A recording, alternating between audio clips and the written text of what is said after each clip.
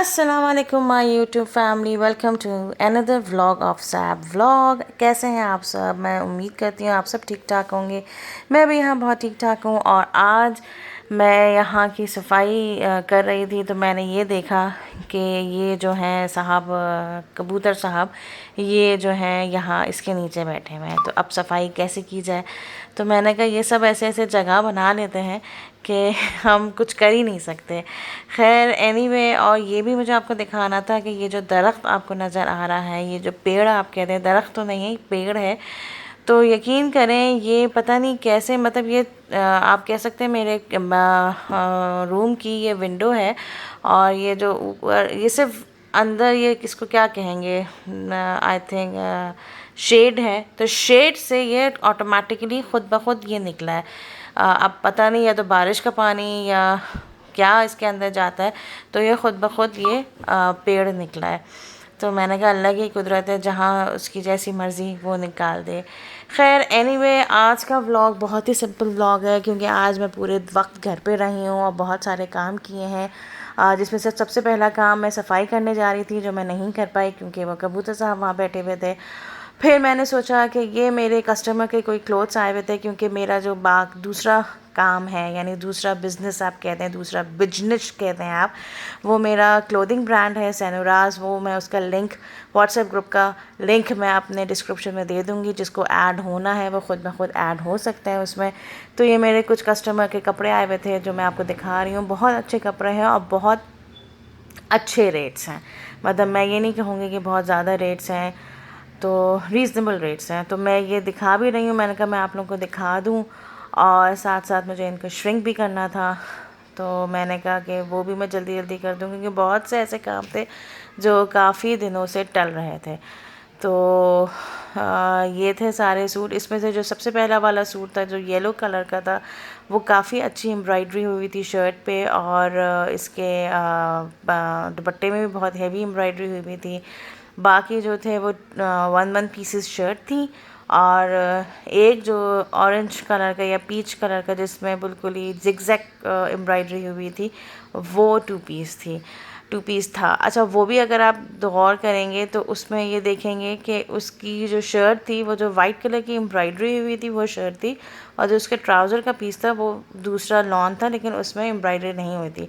लेकिन अगर आप उसको भी शर्ट पीस बनाना चाहें तो वो भी बन सकती है। तो मेरे कस्टमर ने मंगवाया था, लेकिन मैंने कहा मैं आपके साथ शेयर कर दूँ।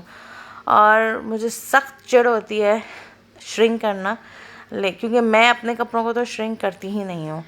मैं कहती हूँ कि मैं कर लूँगी, क्योंकि मैं जब स्टिचिंग करवाती हूँ तो मैं गुंजाइश थोड़ी सी करवा लेती हूँ, तो फिर ज़रूरत ही नहीं पड़ती कि मैं जो हूँ श्रिंक करूँ। लेकिन ये कस्टमर का था तो इसलिए श्रिंक करना ज़रूरी था, क्योंकि फिर मैं स्टिचिंग भी उनको करवा के देती हूँ। खैर एनीवे, तो फिर ये जल्दी जल्दी काम कर लिया। तो फिर उसके बाद मैं आई, क्योंकि बच्चों को भूख लग रही थी। बच्चे कह रहे थे कि मामा भूख भूख भूख। और आज जैसे कि आज वेडनेसडे है, ये मैं आपको वेडनेसडे का व्लॉग दिखा रही हूँ।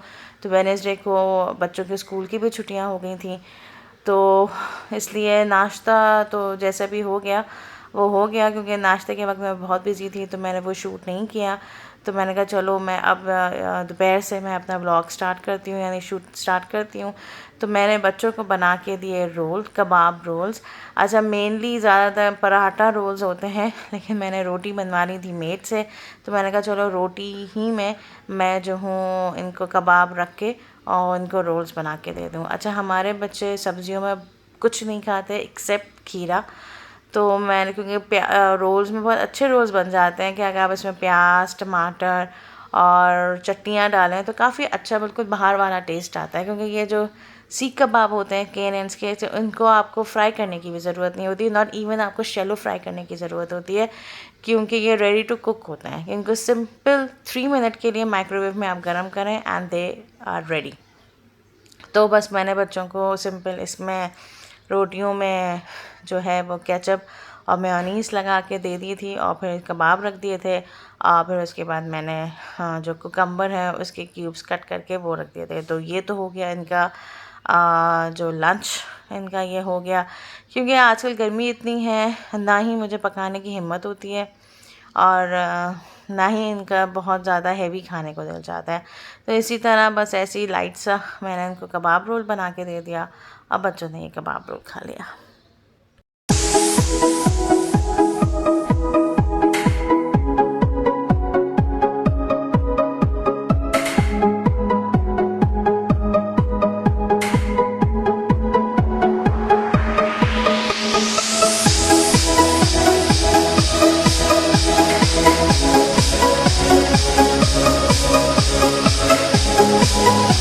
थोड़ा सा बाहर का कराची रोल का लुक देने के लिए मैंने सोचा कि क्यों ना बच्चों को इस तरह बटर पेपर पे रोल करके दे दिया जाए, तो बच्चे शायद खुश हो जाएं। और लिटरली वो लोग बहुत खुश हो गए थे कि मामा ये तो बिल्कुल कबाब रोल लग रहा है जो हम बाहर से मंगवाते हैं।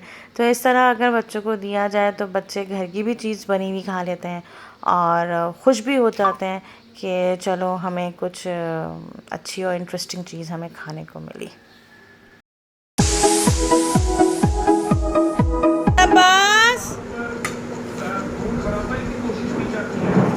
ये लीजिए आपके रोल। कैसा है, खा के देखो। अच्छा दे, हाँ है, केचप है, अंदर है। अनु कैसे है? अनु कैसा है? अनु कैसा है? बस तुम टेस्ट करके बताओ कैसा है।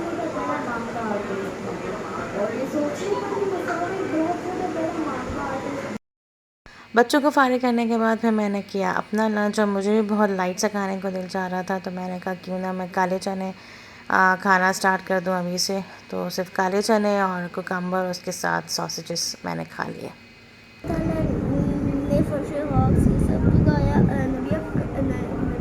क्या कर रहा है मेरा बेटू?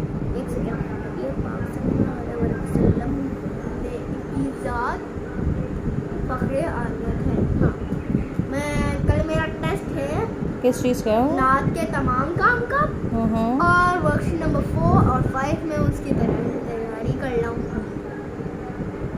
और हसन याद नहीं कर रहा है ना? हाँ। हसन की कोई दिलचस्पी नहीं है ना पढ़ाई से, मुझे लग रहा है। पता नहीं उसकी थर्ड पोजीशन कैसे आ गई है।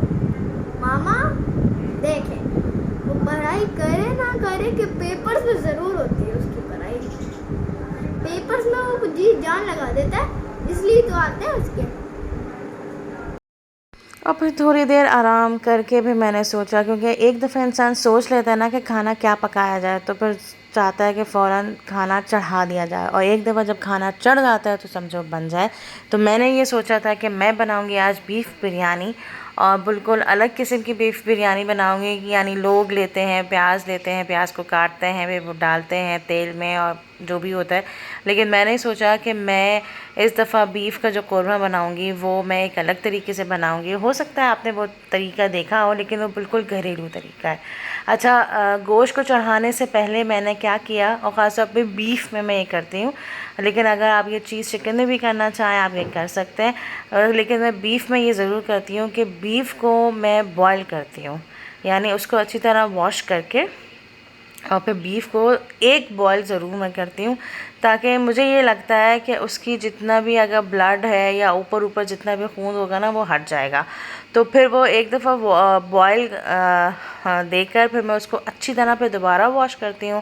फिर वॉश करने के बाद उस पर अच्छा, इस दफ़ा जो मैं बिरयानी का कोबरा बना रही थी वो एक तरीके से एक वर्ड है सौंध के पूरा बिरयानी का कोरमा चढ़ाना।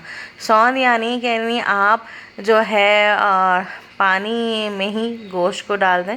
जिस तरह ये देखें, ये मैं अच्छी तरह वॉश करके ये मैंने बॉयल दे दिया है, एक बॉयल बस, हल्की सी मतलब बबल शेप आ गए और मैंने वहीं चूल्हा बंद कर दिया।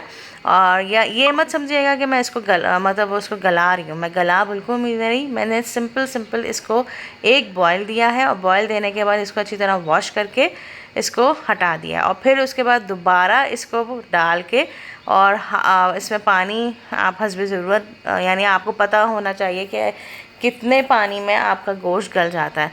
तो मैंने दोबारा पानी में इसको डाल दिया और फिर इसके अंदर जितनी भी चीज़ें थी, यानी प्याज, टमाटर, और फिर जैसे कि आपको मालूम है कि मैं बिरयानी बना रही हूँ तो वो मैं ऑब्वियसली बिरयानी पैकेट मैंने इसमें डाल दिया, टमाटर प्याज मैंने डाल दिए, अदरक लहसुन का पेस्ट मैंने डाल दिया, और साथ ही साथ मैंने तेल डाल दिया। अच्छा, तेल के डिब्बे को देखकर आप लोगों को ज़रूर एतराज़ होगा, लेकिन मेरा जग जो है वो टूट चुका है और अभी जाने का टाइम ही नहीं मिल रहा कि मैं जाऊं और मैं तेल के लिए कोई जग मतलब कुछ लेकर आऊँ, तो इसलिए मैं तेल इस तरह डाल रही हूँ।